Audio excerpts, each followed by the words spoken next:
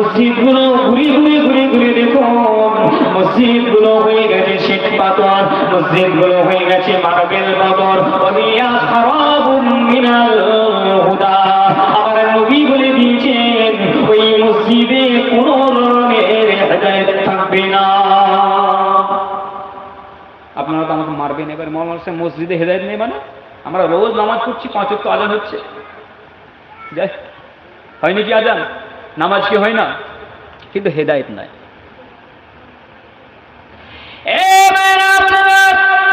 আমার নবী কেন হেদায়েত শূন্য বলেছেন? ওই মসজিদে দুনিয়াদারি কথা হতে লেগেছে, ওই মসজিদ নিয়ে রাজনীতি হতে লেগেছে, ওই মসজিদের সম্পদ নিয়ে নিজেরা মারামারি করতে লেগেছে।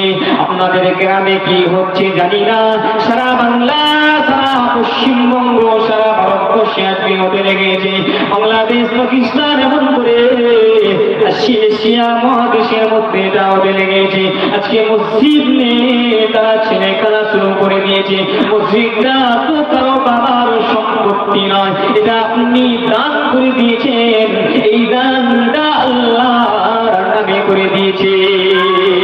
যখন এই লিল্লাহর নামে করে দিলেন, তখন আপনার জমি হলো, আমি আপনার জমি হলো, আমি দান করিলেও, আমি সেক্রেটারি হলো, আমি সভাপতি হলো, আমি ইমামও হলো, আমি নেতা হলো, কিন্তু মসজিদের সমতুল্য সম্পদ আপনার কোনোদিন হতে পারে না। হেদায়েত শূন্য। যে হেদায়েত দিচ্ছে তার নিয়ত খারাপ, সে ইমাম সাহেব হোক, আমার মতো বক্তা হোক। পরে জানা গিয়েছিল ইউসিফ ওয়াইনা বিয়ারান নাসি জামানুন লা ইয়াবকা মিনাল ইসলামি ইল্লা ইসমুহু।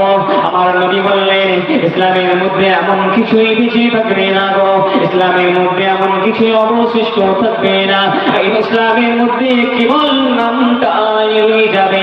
আজকে মুসলমান হিসাবে নামটা আমার হয়ে গেছে, মতিউর নামটা মুসলমানের না, আব্দুল্লাহ নামটা মুসলমানের না, আজকে আব্দুর রহমান নামটা মুসলমানের না।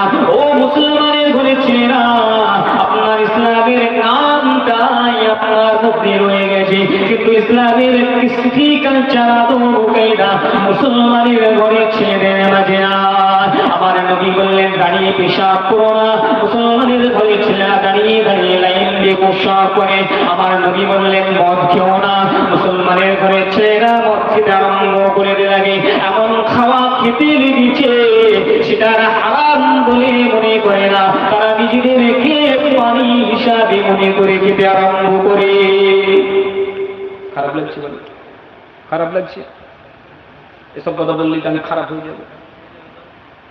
মদের নাম পরিবর্তন হচ্ছে, কত নাম হচ্ছে, নাম পরিবর্তন হয়ে এখন তো হারাম বলে কেউ খায় না। বন্ধুদের সঙ্গে একটুখানি খেয়ে দেখ না, কিচ্ছু হবে না, খেয়ে গোনা হবে না। খেতে খেতে এমন কালি মেরে দিয়েছেন, মানে খাতামাল্লাহু আলা কুলুবিহিম হয়ে গেছে। ও হালাল কি হারাম কোনো হুঁশ না। মনে রাখবেন, মদ খাওয়া অবস্থায় যদি আপনার ইমাম মৃত্যুবরণ করে যান, সিধে জাহান্নাম আপনার জন্য আল্লাহ রেখে দিয়েছেন। কেন জানেন? ইমাম আবু হানিফা রাহমাতুল্লাহ আলাইহির একটি কল আছে, হাদিস পাক রাসূল পাক সাল্লাল্লাহু আলাইহি ওয়াসাল্লাম বলেছেন, কোন মুসলমান জিনা করিতে পারে না, কোন মুসলমান জিনা করিতে পারে না। তাহলে এখন যে মুসলমানের ঘরের ছেলেরা জিনা করে, এটা কি মুসলমান নয়? তারা শুনছেন না শুনেন? ইমাম আবু হানিফা ব্যাখ্যা দিলেন কি, কোন মুসলমান মদ খেতে পারে না। মুসলমানের ছেলেরা কি মদ খায় না? ইমাম আবু হানিফা ব্যাখ্যা দিলেন কি, যে যখন কেউ হারাম কাজ করে মুসলমানের ঘরের ছেলেরা, কোরআনের ঘরের ছেলেরা, ইসলামের ঘরের ছেলেরা, তার মধ্যে ঈমান থাকে না, ঈমানটা তার থেকে বেরিয়ে মাথার উপরে ঘুরতে থাকে। বুঝছেন না? যদি মদ খাওয়া অবস্থায়, জেনা করা অবস্থায়, হারাম কাজ করা অবস্থায় কেউ মারা যায়, ছিঁড়ে জাহান্নাম। কোনো হুজুর বড় বড় কেন 500 হাঁড়ি রান্না করে লোককে খাওয়ালো না যাবে। বুঝতে পারছেন না? পারছেন? বাগদাদ থেকে হুজুরেরাও যদি সবরসানি করেন, মদিনা থেকে ইমাম সাহেবেরাও যদি সবরসানি করেন, জান্নাত মিলবে না। খারাপ লাগলেও বলতে বাধ্য হচ্ছে।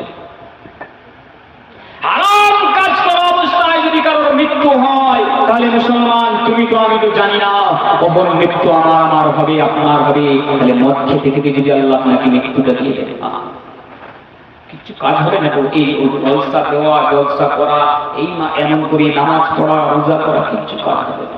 পরিবর্তন হবে মুসলমান।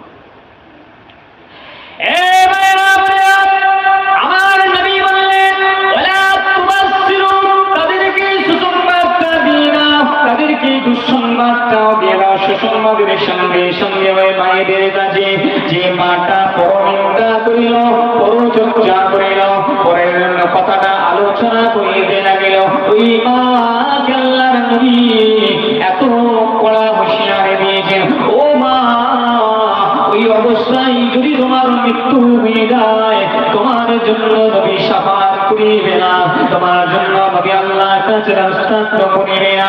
ও মায়েরা বোনেরা, এই পরনিন্দা, পরচর্চাটা এটা মেয়েদের মধ্যে বেশি হয়ে থাকে না। ফিরে এসো, আল্লাহর দিকে ফিরে এসো।